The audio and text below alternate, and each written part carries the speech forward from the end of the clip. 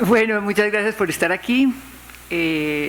Bienvenidos a la presentación de este libro, el libro Pobre de mí, no soy sino un triste pintor, que recoge la conversación epistolar de este pintor bogotano con esta artista bumanguesa. El espíritu crítico y el retrato de un artista en formación y la evolución de su pensamiento en el marco de la sociedad francesa y el medio artístico parisino de las décadas del 60 al 90. En fin, consideramos nosotros que es un fragmento de la historia de dos de nuestros artistas más queridos, Luis Caballero y Beatriz González.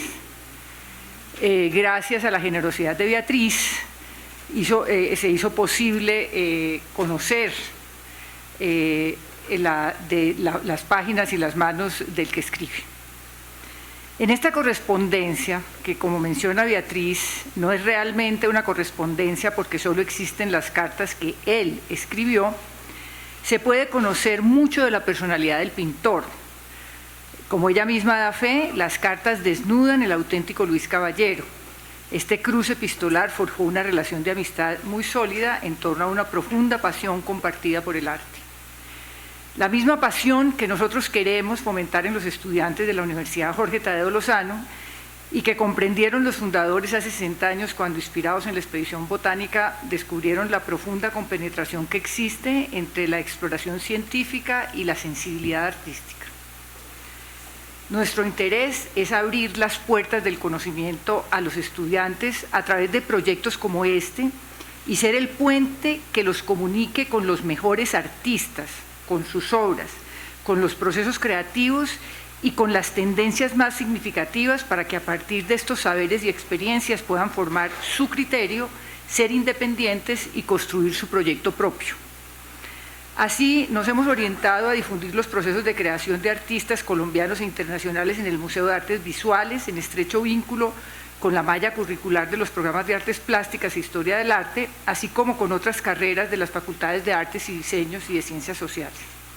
Estos lazos entre el museo y la academia se manifiestan también, por ejemplo, con la exposición sobre Luis Caballero que preparan en este momento un grupo de profesores y estudiantes de los programas de Artes Plásticas, Historia del Arte, Diseño Industrial y el Departamento de Humanidades, en donde sentimos que es también como un complemento a este libro que se está lanzando hoy.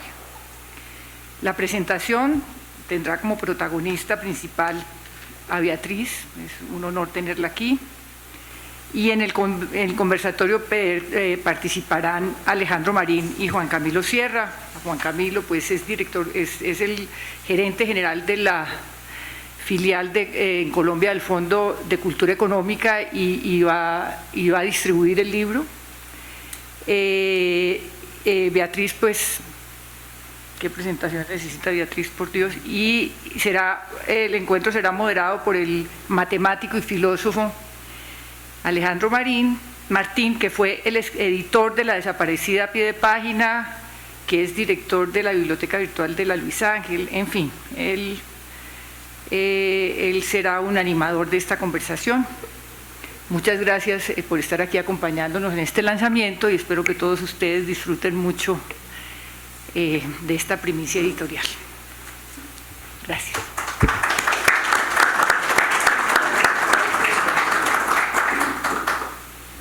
Adelante, adelante. Bien, entonces, solo para presentar y dar un pequeño contexto,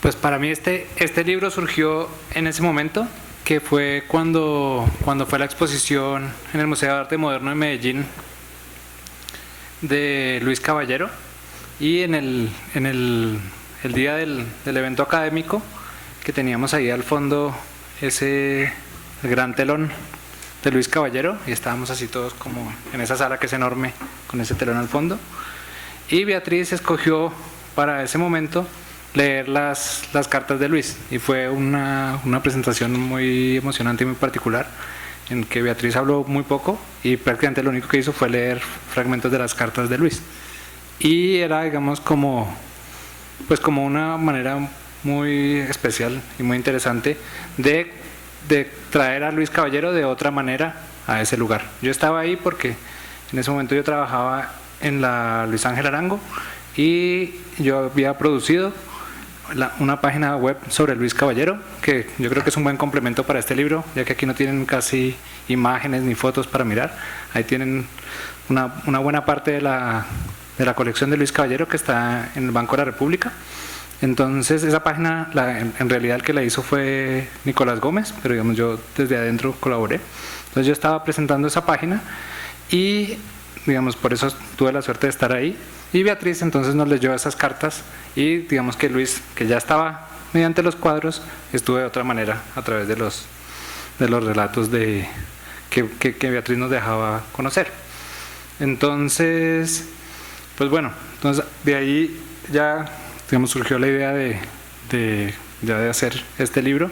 Este libro tiene, digamos, una particularidad que pues yo quería que se viera acá, que es que todas las cartas están en su versión original, ya sea manuscrita o a máquina, y siempre uno puede contrastar, digamos, la versión transcrita con la versión original, y todo esto para mí tiene que ver con esa idea, pues digamos, de esa presencia en ausencia que se da tanto, digamos, en los cuadros o en los relatos, o en este caso en las cartas. La introducción de Darío Jaramillo al libro pasa un rato, antes de analizar, digamos, los fragmentos que le parecen más interesantes, pasa un rato analizando la idea de la carta y qué implicaba las cartas y qué tipo de relación era la relación epistolar, y cómo vemos nosotros hoy las cartas.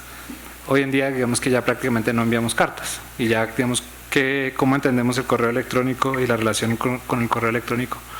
Pero que también vamos a ver que tiene que ver con muchas otras cosas de la comunicación, de la posibilidad de la comunicación y del viaje de las imágenes o de los dibujos, o cómo puede ser esa presencia en ausencia. Entonces este libro, digamos, es muy nostálgico en esa medida que nos deja ver en cada caso las cartas, y digamos, estamos con Luis de esas dos maneras, pero también estamos, digamos, siempre como con Beatriz, que es a la que él se está dirigiendo. Bueno, yo creo que por ahora no tengo mucho más que decir. Yo creo que Beatriz nos puede contar un poco cómo surgió este libro.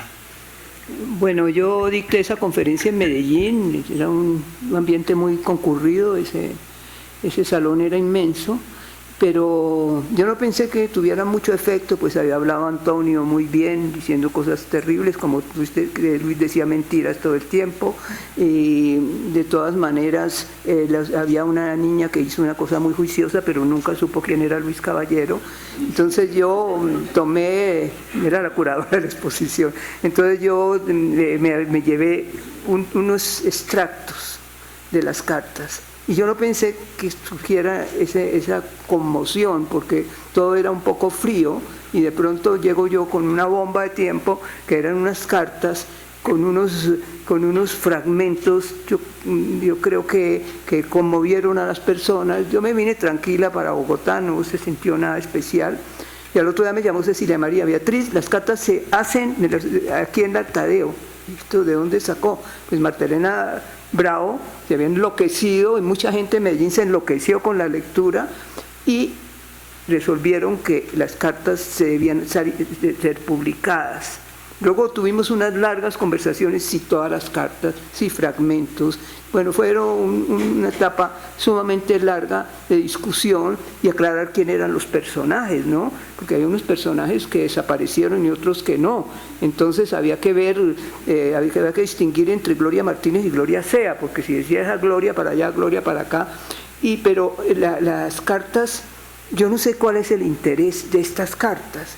A mí me parece que las cartas abren como una ventana sobre las personas. No hay cartas más conmovedoras que las de Emma Reyes. Emma Reyes, que era una artista malísima, de pronto hace un retrato de su época que no lo hubieran hecho nunca sus pinturas, ¿no?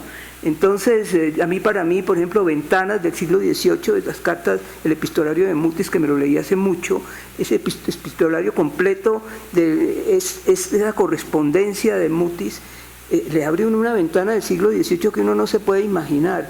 Entonces las cartas empezaron a surgir en mi vida. De pronto me encontré el folder donde tenía las cartas de Luis todas completas. Tengo cartas de muchos artistas.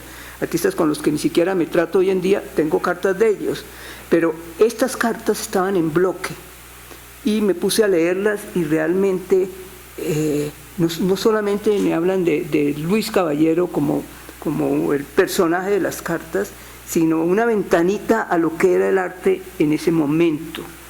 Las cartas comienzan en 1963 y comienzan en enero. Nosotros nos habíamos graduado con Camila Lobo Guerrero, que está presente acá, Gloria Martínez, 5 bobas nos graduamos en los Andes porque era una escuela de mujeres. Y el único hombre que pasó por la escuela, que no se graduó y que estudió 2 años apenas, fue Luis Caballero. Y eventualmente Camilo Calderón llegaba y dibujaba con nosotros y hablaba con nosotros, pero él estaba estudiando, era filosofía, arquitectura, según lo que le dijera la mamá, él estaba cambiando carrera, ¿no? Entonces no había más hombres en nuestra clase. Pero cómo transcurría. Entonces abre una ventanita sobre cómo eran los Andes en ese momento, abre una ventanita sobre cómo era el arte, sobre todo cuando Luis llega a París y empieza a bombardear cartas contando qué estaba pasando en París. Entonces a mí me parece que las cartas eso abren como unos espacios en los cuales uno puede intuir que al margen de las discusiones artísticas y a las grandes peleas que había, lo que Luis muestra es cuál es el ambiente, ¿no? Para mí es un misterio. Además las cartas, ¿se votó las mías? Porque las cartas las mías no existen. Las votó Luis. Las votó Luis. Cuando llegamos al archivo ya no estaba. Ya no estaba, bueno, yo pensé que era usted. Bueno, de todas maneras mis cartas afortunadamente no existen, porque Luis, como me pregunta siempre, cuénteme qué pasa allá, yo qué le cuento, lo que está pasando realmente, o sea, los chismes. Entonces yo empiezo a decir, la que está pésima pintando es Ana Mercedes Hoyos, por ejemplo. Entonces digo unas cosas horribles, entonces afortunadamente no existen. Porque yo sí estoy muy contenta de que no apareciera, ojalá no aparezcan nunca, ni en la basura de París, pues. De todas maneras, nosotros... Yo creo que Luis la quiere tanto a usted todavía que las deshizo para salvaguardar su...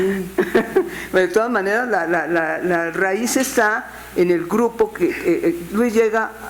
Yo no he oído nunca hablar de Luis Caballero, yo tengo cierta fobia por la gente bogotana, perdón Beatriz, yo tengo cierta fobia de provinciana por la gente bogotana. Entonces un día bajo el apartamento de mis tías en la calle, eso lo cuento en el libro, en la calle 12, y me encuentro con la óptica Smith, pero Smith vendía cosas de dibujo y había un cuadrito chiquitico, una acuarelita, y en esa acuarelita decía hecha por el niño Luis Caballero, y yo sentí como envidia. Él ya era famoso, ese niñito ya era famoso y yo ni siquiera había empezado a pintar, ¿no? Yo sentí como una rabia interna.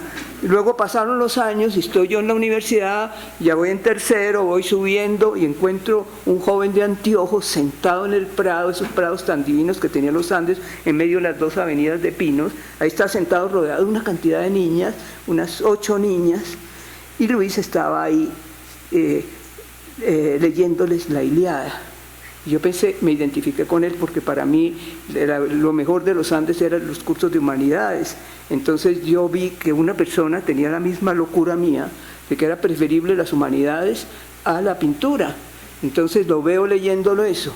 Esas niñitas que estaban rodeándolo, no sé si estaban enamoradas de él o lo odiaban, la cosa es que todo el tiempo lo regañaban. Luis, no tiemble la pierna, Luis, no se coma las uñas. Entonces, ¿qué hizo él? Huir de esas niñas y refugiarse en nosotros las grandes, que éramos Camila, Gloria Martínez y las otras se me olvidaron. Elisa Gómez, bueno, un grupo. Entonces Luis se refugió en nosotros y yo no sé en qué momento apareció en las clases de Marta Traba. Él no tenía que estar ahí porque él era de primero y nosotros íbamos en tercero, y él aparece ahí y empieza la parte más bonita de esa época, que es las grandes conversaciones entre Roda y Marta Traba y nosotros tratando de intervenir y dándonos de que sabíamos mucho cuando ellos decían las cosas más maravillosas. Eso Roda con un gesto decía, y esa pincelada de la falda de tal princesa, de tal... era una conversación deliciosa. Marta hablaba de los rosados y nosotros oíamos, pero para mí es un misterio en qué momento Luis apareció en nuestras clases y Luis empezó a pintar con nosotros y a formar parte de un grupo que no era su grupo, que no eran sus compañeras. Entonces, ese momento yo creo que es cuando él lo empieza a querer a uno, porque yo lo que veo en las cartas es un gran amor hacia mí y una gran admiración hacia mi pintura, y por eso me da pena sacar las cartas, porque yo decía, se está echando autoelogios, no, publicando elogios de otro. Entonces había una cosa como de pudor, no por lo que dijeran las cartas, sino por lo que parece que me quería y que sentía que la pintura mía era buena y que yo era muy inteligente. Eso lo dice varias veces en la carta, entonces rubor, ¿no? Pero de todas maneras Luis era muy mordaz, y Luis en el fondo, ¿no?, como que desconfiaba, era como burlando de uno, ¿no? Y así empieza la carta con una gran burla a Bucaramanga, que me ofendió mucho, y que burla lo que yo estaba haciendo, y que Bucaramanga en una hamaca, siendo que las hamacas no existen, en Bucaramanga no existían, Bucaramanga se volvió costeña, ya existen las hamacas, pero no existían las hamacas. Entonces dice que yo estoy tendida en una hamaca sin hacer nada. Yo no sé qué se imaginaba, cómo vivíamos allá, un poco... Sí. Yo estaba convencido que usted había desaparecido para siempre, podrida en su horrible Bucaramanga, completamente liquidada y anulada por el calor, los mosquitos, la lluvia y todos los bumangueses. Tal vez se había casado, como me escribía hace tiempos en una carta. Estaría ya esperando un niño, sentado en una mecedora y tejiendo patincitos. Pinceles y paleta en la guardilla. No, me decía yo, Beatriz es demasiado ambiciosa, y aunque se case, con ella todas las dichas del mundo, ella no abandonará la pintura. Y esa burla es continua a Bucaramanga, cosa que a mí me ofende, porque yo todavía creo que Bucaramanga era una ciudad, no era una aldea, y él la mira como una aldea, pues tiene la mirada horrible. Ahora sí es una aldea Bucaramanga. De todas maneras,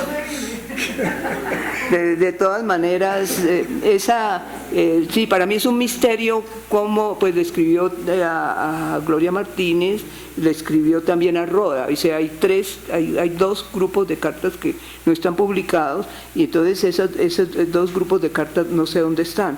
La cosa es que para mí sigue siendo un misterio por qué me sigue escribiendo, y llega ya el momento del clímax de las cartas, que es a mí cuando él se siente que no va a ser pintor, ¿no?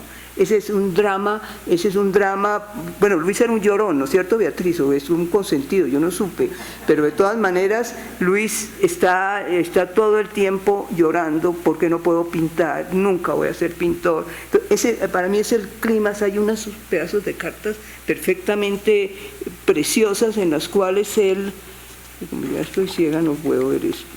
De todas maneras, se siente que él, que eso que dice un triste pintor, toda la carátula, el nombre que le sacamos al libro es su dolor. Dice: yo aquí desesperado porque nada que aprendo a dibujar. Imagínese semejante dibujante. Pero eso es lo de menos. Aprenderé, estoy seguro, pero es que hay momentos en que me entra una desesperación, una desilusión de no poder hacer lo que quiero, terrible. Es espantoso el tener en la cabeza los cuadros más sensacionales y saber que no los puedo hacer. Me consuelo pensando que es que no sé dibujar y que algún día aprenderé. Bobadas. Es que estoy empezando a pensar que nunca llegaré a pintar. Es demasiado difícil. Entonces, para mí el clima de las cartas es en el momento que dice: ¿para qué yo me vine a París? Él se pregunta: ¿para qué me vine? ¿Qué estoy haciendo? Nada. Es un momento de una gran crisis en que él está buscando qué hacer. Ha dejado a Velázquez, todos hacíamos cuadros de Velázquez, a dejar a Velázquez, él está pensando en Bacon y en otras cosas importantísimas que no está descubriéndolas en París. Hay que tener pensado que Marta Traba ha escrito los 4 monstruos cardinales, que eran Bacon, Cuevas, de Kooning y Dufay. Entonces él no es que él haya descubierto por Anglofi, la esposa, a Bacon. Yo pienso que él está descubriendo a Bacon porque Marta lo sigue dirigiendo espiritualmente y Marta sigue teniendo una gran influencia sobre nosotros. Entonces, a mí el momento de las cartas que más me gusta es ese. Y hay uno que es muy divertido, es como ver los museos. Él había visto museos desde chiquito, adora el Prado. Él cuenta en la biografía, me tocó ser así, como iba al Prado desde los 7 años. De manera que él tenía una cultura que no teníamos ninguno nosotros, ni Camila, ni Gloria, ni yo habíamos ido a Europa. Él sí ya había visto el Prado, entonces tenía una madurez, ¿no? Y esa madurez la ejercía un poco como burlándose de nosotros. Yo veo mucha ironía, una mirada rara en él hacia el grupo de artistas que ha dejado y que extraña porque las conversaciones podían ser ricas, ¿no? Pero realmente hay algo como cuando él llega a París empezamos a hacer falta y luego empieza a ver a París con un gran desprecio, el ambiente pictórico. Eso es muy importante porque nos está mostrando realmente cómo París todavía vive a principios del siglo, ¿no? Que fuera de Picasso no hay nada y que París es todas esas grandes exposiciones internacionales que hay, lo único que salva es el pop art. Y sueña en un momento irse a Nueva York, pregunta, ¿qué tal? ¿Podría conseguir una beca para Nueva York? Y yo hablaba con Juan Camilo y no sé qué piense, ¿qué habría pasado si Luis, en lugar de quedarse en París, hubiera ido a Nueva York? Yo quiero que tú digas algo, que está ahí callado diciendo que sí. Para eso lo invitamos. Bueno. No solo para que vendan los libros. Yo creo que lo primero que es muy halagador es que una editorial universitaria se ocupe de publicar un libro como este, que dentro del espacio académico se conciban las humanidades, siempre ha sido fundamental, pero son pocas las universidades que corren el riesgo en este sentido. El ámbito editorial universitario propende más por lo que acuñe a lo académico dentro de los escalafones propios de la universidad misma. Eso me parece profundamente halagador. Y que se haya hecho un libro de las características con las que se publica esta correspondencia, el grupo de cartas que Luis Caballero le envía a Beatriz González, en donde creo que también hay una apuesta editorial y gráfica muy importante. El solo hecho, como bien lo menciona Alejandro, de tomar a manera facsímil muchas de las cartas da buena cuenta de la caligrafía de un dibujante. Inclusive algunas de las cartas tienen pequeños dibujos, luego hay cartas a máquina, y yo creo que eso enriquece la lectura de una manera muy especial. En relación con la correspondencia, creo que hay algo que a mí me parece interesante, es la vigencia que cobran estas cartas hoy en día. Si miramos retrospectivamente el trabajo de Luis Caballero, Luis va en contravía con el tiempo.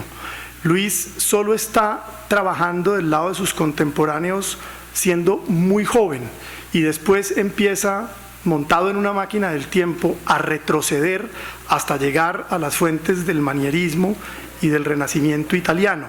Y es muy interesante ver cómo eso se va reflejando en el grupo de cartas.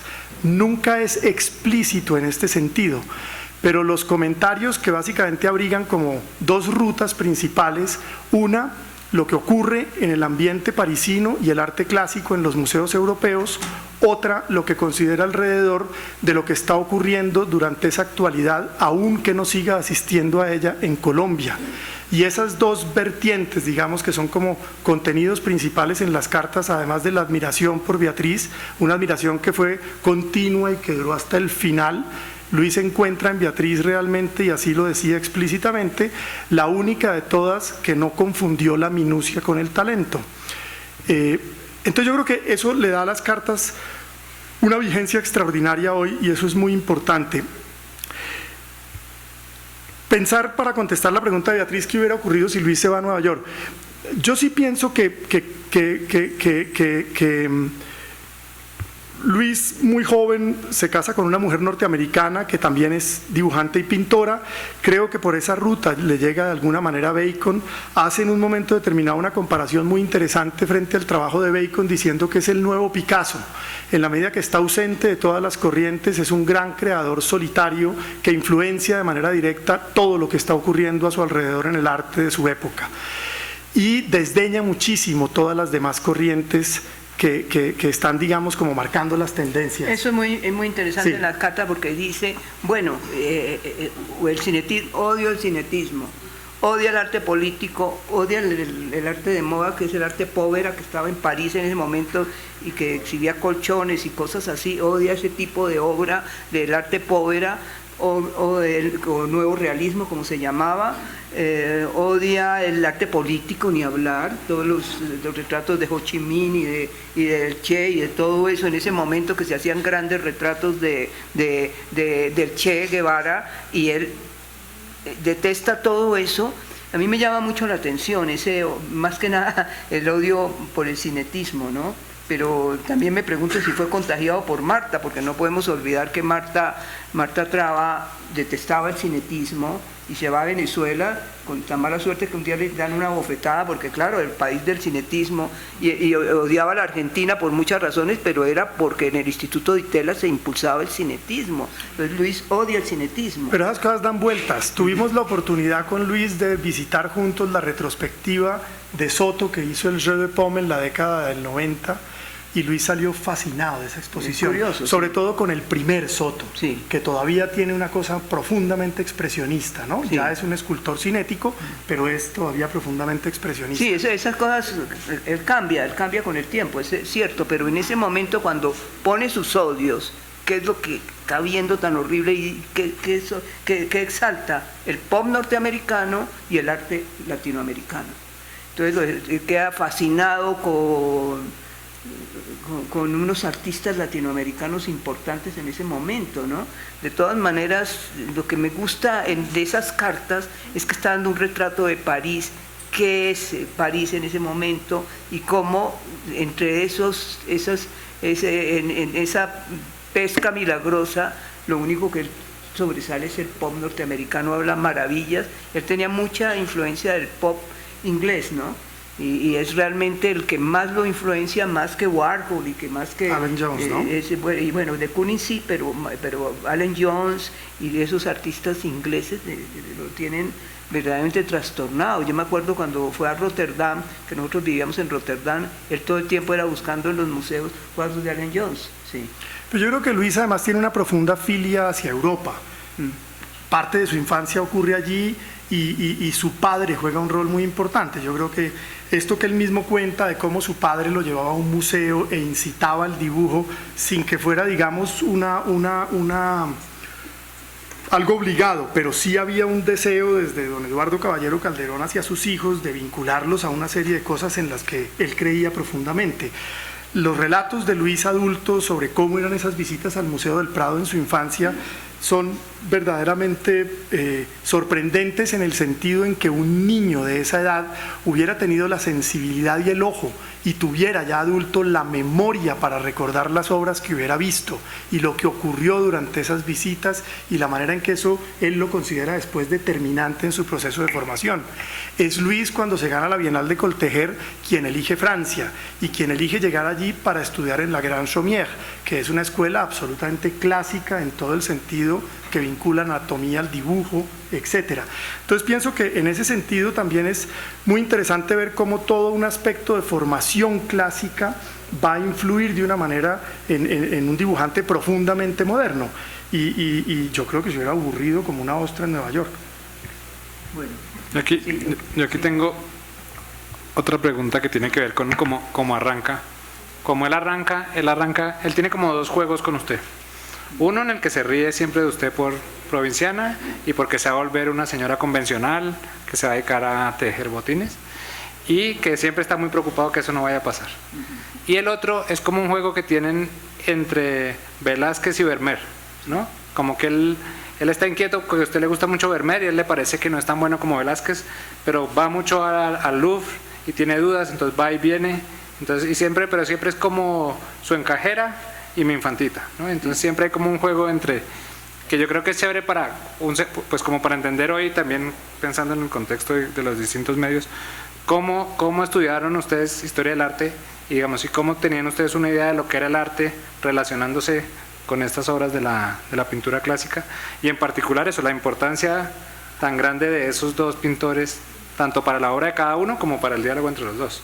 Y lo otro que yo tenía ahí un pequeño chiste, que era un poco también como la relación con el Louvre y un poco como ese amor-odio por el Louvre, y que él dice en las cartas que solo hay turistas y más turistas y que es una cosa imposible, y un poco también como esta imagen, como también para tener la idea de, o sea, por lo difícil de ver un cuadro cuando todo el mundo le está tomando fotos, y por otro lado, lo pequeñito que es, ¿no? O sea, como qué tan consciente uno es cuando no ha visto los cuadros de la escala de los cuadros. Porque en los libros la encajera de Vermeer tenía el mismo tamaño que el retrato de Inocencio de Velázquez. Claro, a mí me parece que esa relación de odio y amor por el Louvre y toda la gran discusión entre Velázquez y Vermeer es algo que algunas personas nunca entendieron. Yo escribí mi tesis, yo llegué a Vermeer porque Marta Traba me dijo que escogiera un pintor, y Marta nunca nos recogía las tesis ni nunca yo la terminé. De todas maneras, nunca, eso no era tan como es ahora, como lo hace Carmen María Jaramillo, que tienen días y todo eso, no. Sí, no, entonces Marta me pidió que escogiera y yo escogí a Vermeer. Yo había empezado, realmente en el salón de clase, y eso lo he contado 1000 veces, había un detalle de un afiche que nos regaló Roda, que lo pusimos en el salón de clase, que era un detalle de las lanzas de Velázquez. Y esto es bastante anecdótico porque resulta que Roda se fue y nos dejó, cada uno tenía que pintar un cuadro. Y yo tenía el cuadro más horrible, se llamaba Los Cretinos del Pan Pan, que era una cafetería donde íbamos a discutir cosas que para nosotros importantísimas, que era todo lo del cine existencialista de Antonioni, todo lo que hablábamos de cine con Roda, y unas niñas que eran las discípulas de Amalia Samper cantaban el tururete todo el tiempo y no nos dejaban hablar nuestras cosas importantísimas, casi llegamos a botellazos. De todas maneras, en ese momento de discusión, yo resolví hacer un cuadro que llamaba Los Cretinos del Pan Pan, y era horroroso. Ya venía Roda, y yo como ya estaba casi de regreso, estaba acabando el plazo, y yo tenía el cuadro más horrible del mundo. Entonces un día me desesperé, cogí un bastidor, chorreé un poco de trementina y pinté las lanzas, el detalle de las lanzas que estaba en el afiche. Bueno, eso fue famosísimo, entonces de ahí yo empecé a hacer esa especie de cuadros sombreros de Velázquez, que él nombra. Yo me dedico a lo que llamaba mi mamá las gorras, que eran los sombreros de Velázquez que estaban ahí. Yo empiezo a trabajar eso, pero cuando voy a hacer la tesis no escojo a Velázquez, sino escojo a Vermeer. Y Roda me regañó: ¿qué hace usted con ese pintor que hace esas cositas así? Entonces yo estaba como contenta y hago la cosa, pero me paso a pintar Vermeer. Entonces nadie entendió cómo ese paso entre un pintor como Velázquez a un pintor como Vermeer. Eso fue una gran duda entre la gente. Entonces Luis nunca entendió eso, tampoco Luis entendió cómo yo tenía buen color natural, y él se metía a los libros de Tiziano, estudiaba química, tenía una cantidad de cosas, de teorías del color. Yo nunca me leí una teoría del color, pero yo llegaba y decía: es que a usted le sale así. Y en cambio a él le costó mucho trabajo el color. Y eso se prueba con los cuadros manieristas, que es un color bellísimo, pero muy sutil, más dibujo que color, ¿no? Entonces eso era las grandes discusiones o cosas que no congeniamos con Luis. Era el que no entendía que yo había escogido a Vermeer, por un lado, y por otro, la gran discusión respecto al color, que decía: usted se tira ahí sobre el lienzo y pinta y le sale bien el color. Es que usted es pintora, yo creo que Luis era dibujante, y eso es determinante en función de lo que menciona, digo yo. No, yo creo que Luis puede ser tan buen pintor también colorista, y lo prueba todas esas cosas, a lo último que hace en México, para la Exposición de México. Esos azules, y esos son unos colores raros, son unos colores crudos. Las obras que él hace, influido por los ingleses, pop ingleses, son de unos colores, unos verdes chillones que no tienen nada que ver. Y entonces para él yo era una provinciana, que de pronto podía hacer cosas buenas, y él, que era un bogotano refinado, no podía. Entonces eso era una... No sé si Camila se acuerde de más cosas, pero realmente sí había algo dentro del grupo que a él le llamó la atención y que vio que nosotras realmente podíamos aportarle algo a lo que él estaba buscando, ¿no? Pero me desvié. Bueno, de todas maneras, hay muchas cosas que en las cartas muy conmovedoras, pero hay otras que son ya, la primera parte de las cartas es eso, es la gran decepción de él ante el Louvre y la gran decepción ante París de arte contemporáneo.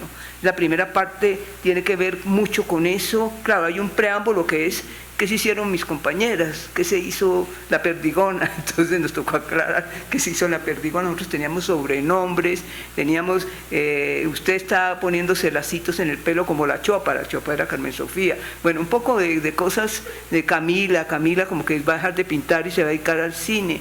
Cosas así como menciones muy, muy rápidas, pero esa primera parte es el preámbulo. Luego viene la gran cosa gruesa que le gusta mucho a Darío, que es su visita a los museos.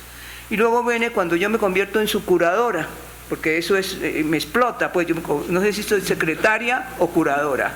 Entonces empezamos a hacer, pero él llega una vez aquí a Colombia, en el 70 creo, y me dice, me convida, vamos donde Gloria Sea a ofrecerle nuestros servicios. Eso no salió de mí, yo nunca hubiera hecho eso. Entonces llegamos donde Gloria Sea y Gloria dijo, sí, claro, y venimos a ver en qué nos necesitas, Gloria.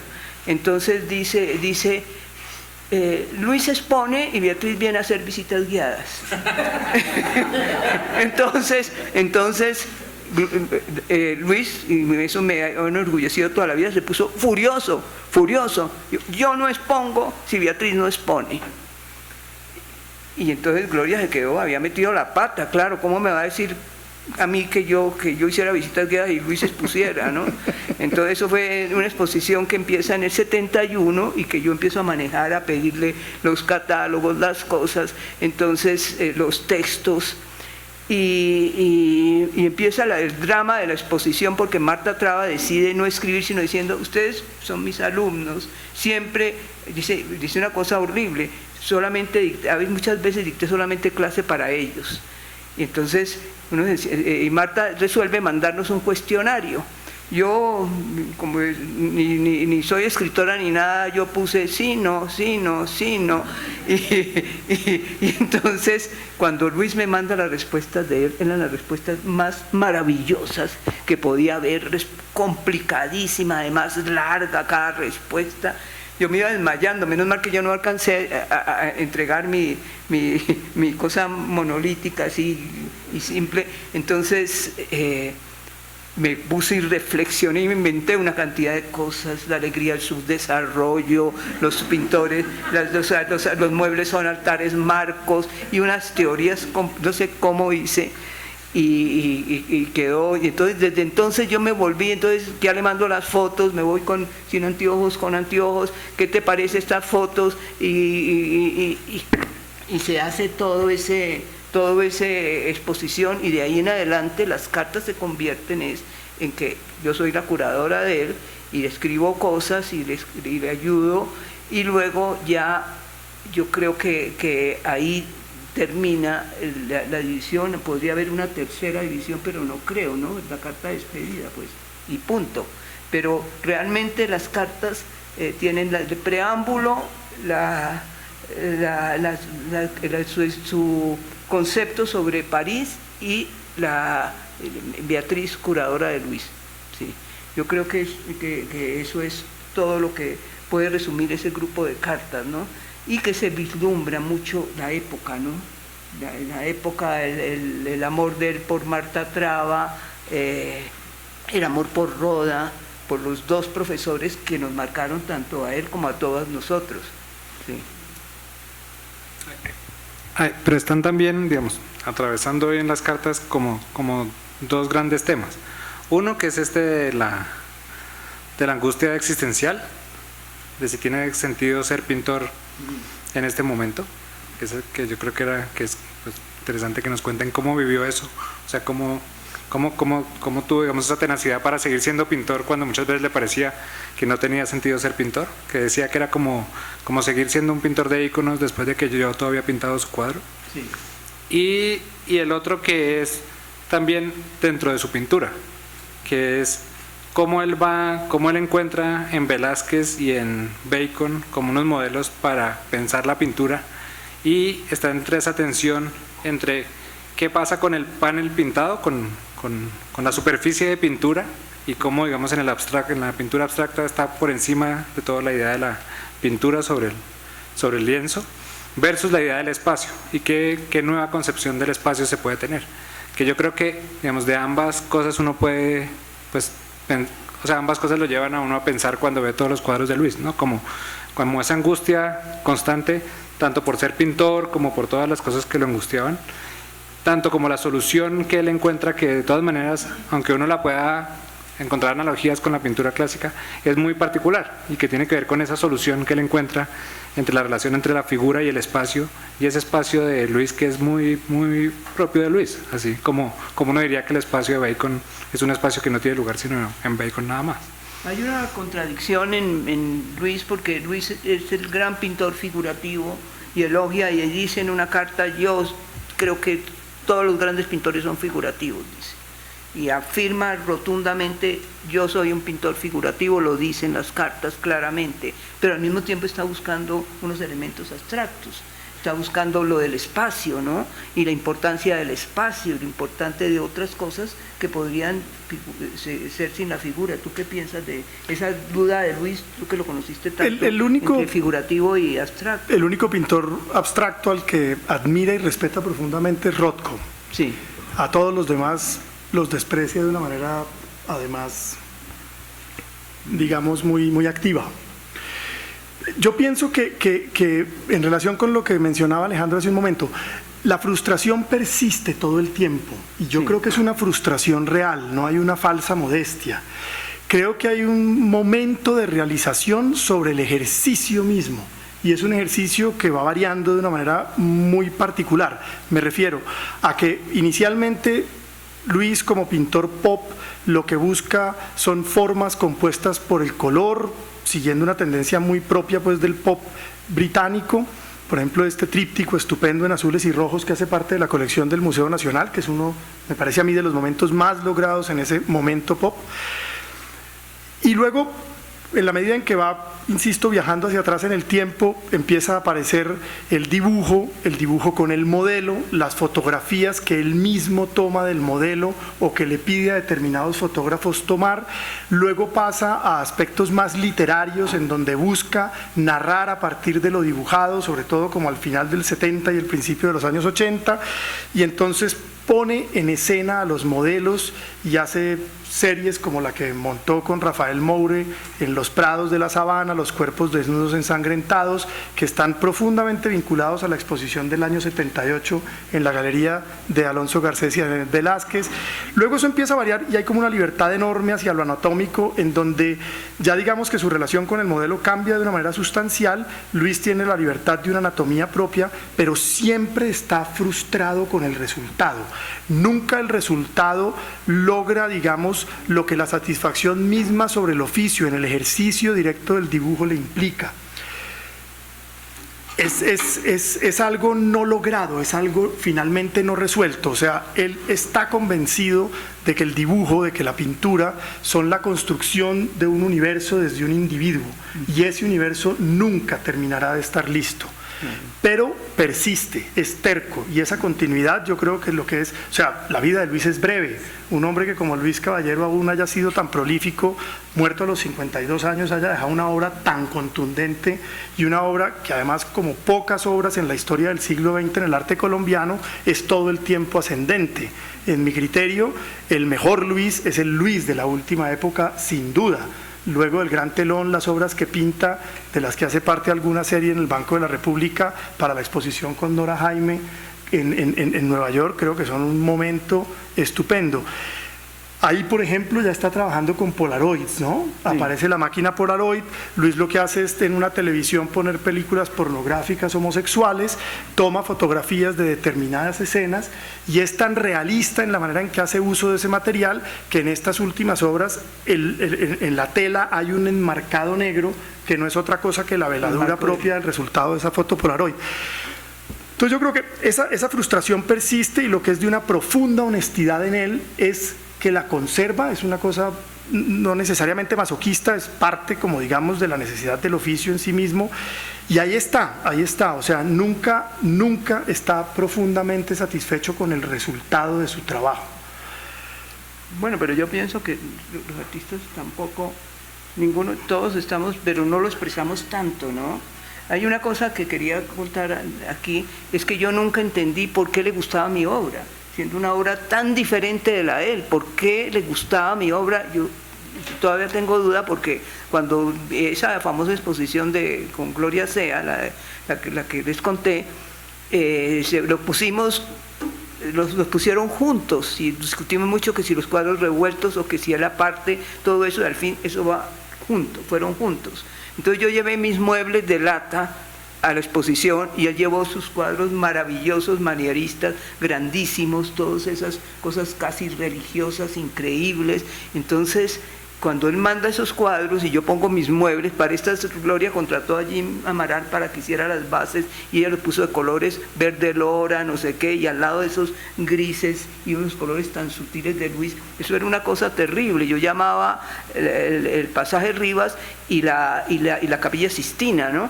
Era exposición, y tanto que Luciano Jaramillo, que hacía una guía para Bogotá, dice, miren los cuadros de Luis Caballero y tápense los ojos ante los de Beatriz González. Entonces no había caso, no había nada más explícito que yo decía, Luis, ¿por qué le gustan mis obras?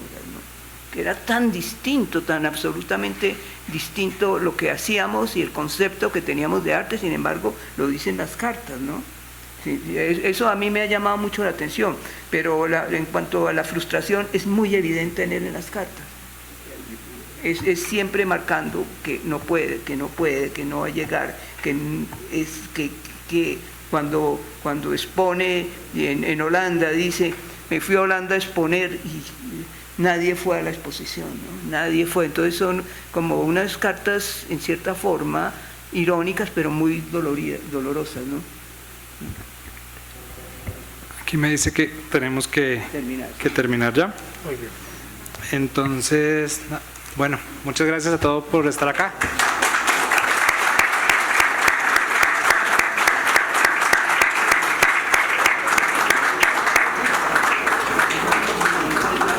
Hay libros para la venta, a la salida, en la feria y en todas